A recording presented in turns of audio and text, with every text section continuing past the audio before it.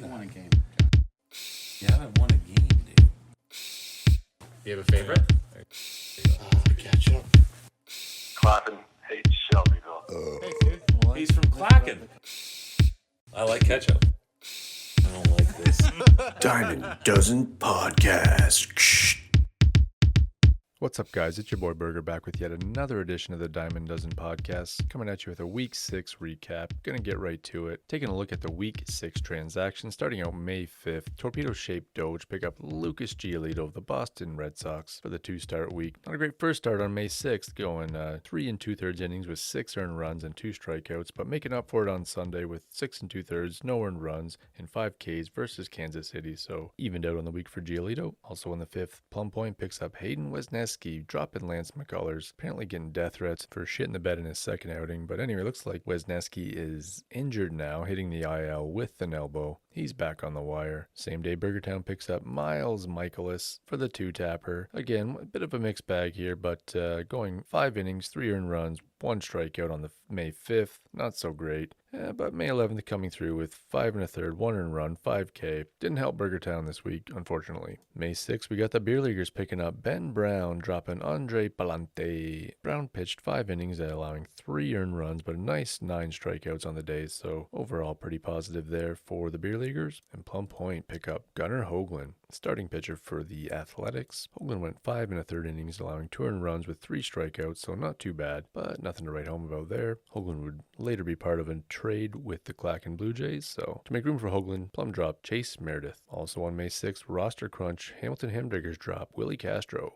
May 7th, Legend Killers pick up Byron Buxton. Time for a ride on the Buxton train. Buxton's got 9 homers on the season, so looking pretty good there, but you know what, this guy's good until he gets hurt. It's inevitable, but you might as well ride the hot bat while you can. Lord of the Diamonds once again picks up Tomoyuki Sagano from the Baltimore Orioles. Sagano's been pitching a bit better of late, going 7 1/3, 1 earned run, 5 Ks against the Angels, so pretty good there for the Lord of the Diamonds. Also on May 7th, Shelbyvillians pick up Tobias Myers, another one taking a ride on the Tobias train, and another one didn't go so great. 4 innings pitched, 2 earned runs, 3 strikeouts. Believe Myers has been sent down to the minors at this point, so call him Tobias Miners. To make room, Shelbyvillians dropped Ryan Gusto, who hasn't really had much of that at all, so in his major league debut. May 8th, the Doge picks up Trent Grisham, who's had a pretty hot bat to start the season for the Yankees. Looks like he's producing runs in a lot of games here and RBIs, so 10 homers on the season for Grisham already, 20 RBIs, 21 runs, so putting up the numbers there for Trent Grisham, and the Doge is enjoying that. Same day, Southwest Bay Leaguers pick up Lance McCullers, dropping Tanner Houck. Didn't go so good for McCullers, only managing 1 out versus the Cincinnati Reds, allowing 7 earned runs, 0 strikeouts, obviously. Yikes, not good for McCullers. Same day, Plum Point picks up Glaber Torres, dropping Hayden Wesneski, who is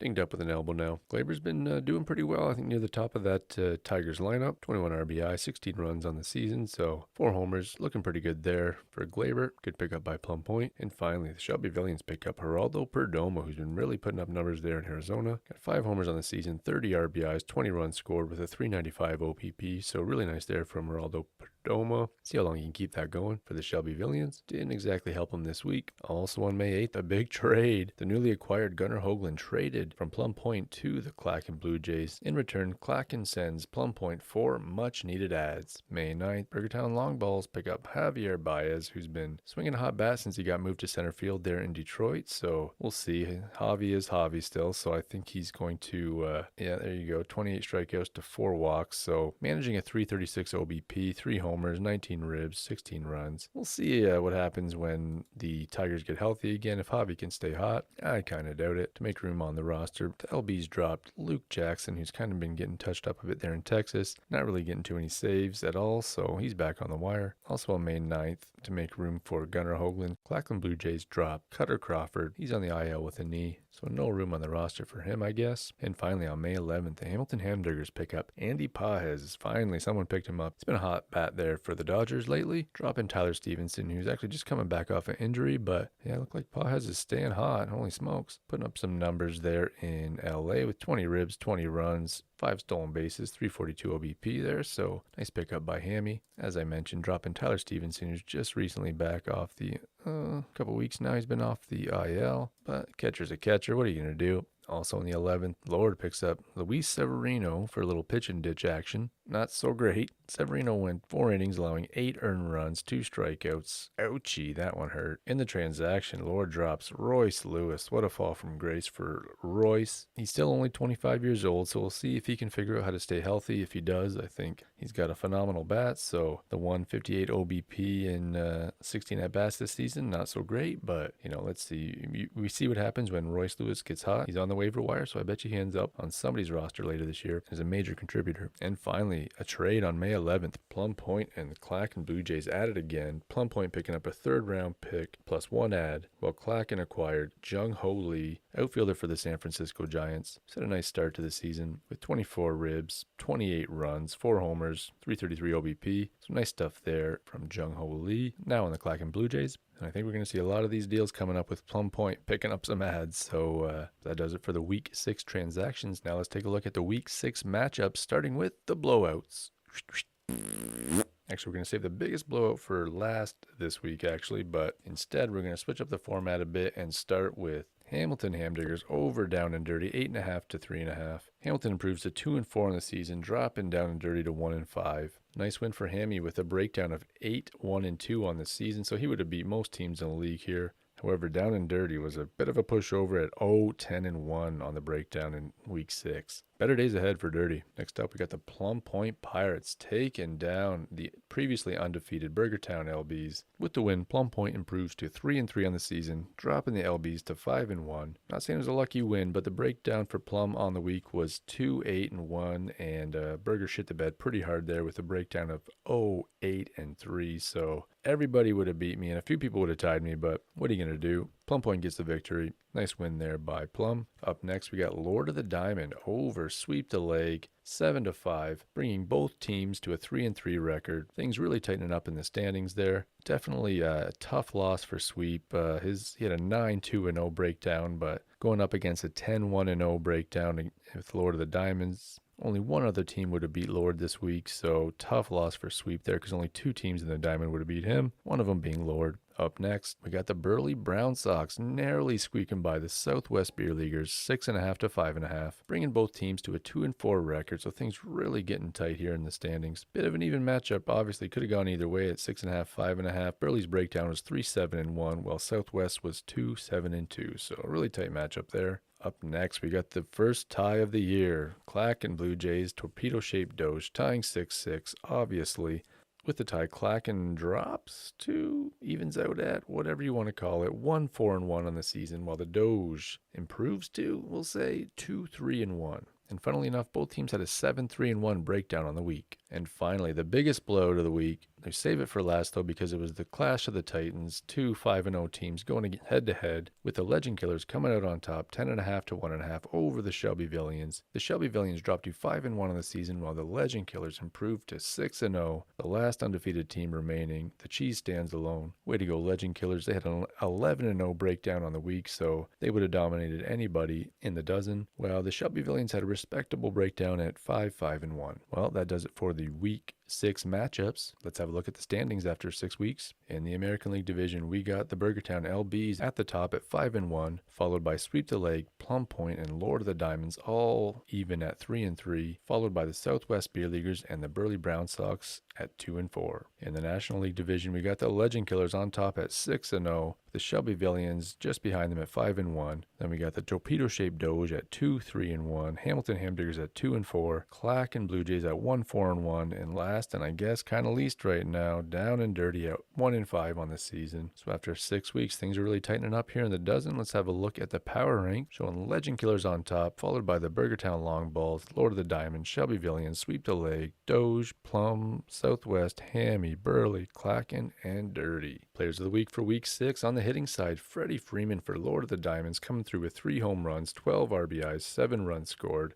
500 OBP, so very nice stuff there from Freddie Freeman, followed closely by another Lord of the Diamond guy, Shohei Ohtani, so big week there on the offensive side for Lord. And pitcher of the week, had Sweep squeaked it out, he would have had Zach Wheeler, however, he did not, so pitcher of the week for Week 6 goes to Plum Point's very own A.J. Smith-Shaver, with 13 2/3 innings on the week with a quality start. 12 Ks, .66 ERA, and .88 whip. So very nice stuff there from AJ Smith-Shaver for Plum Point. That does it for the Week 6 recap in the Diamond Dozen, guys. Not sure I'll have time to crank one of these out next week, but I'll definitely have time to crank a few off. Anyway, that does it for this week of the Diamond Dozen podcast. Hopefully we'll get Sammy back on here real soon. But until next time, guys, peace. Diamond Dozen Podcast. You ruined my season. I won the deal. Cliff. We're past that minutia, right? Hey, sis. Not prancing around. Just got that out. Diamond Dozen Podcast.